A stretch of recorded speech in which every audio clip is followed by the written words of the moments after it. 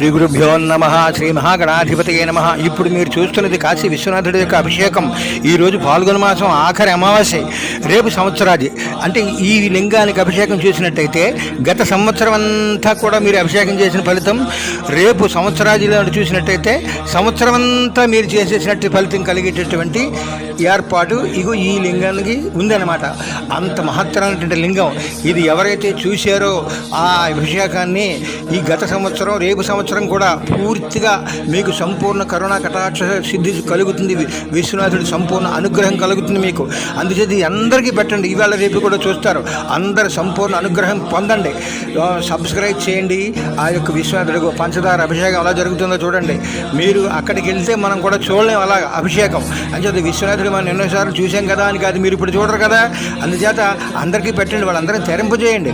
విశ్వనాథుడి సంపూర్ణ అనుగ్రహం పొందండి. జై కాశీ విశ్వనాథ.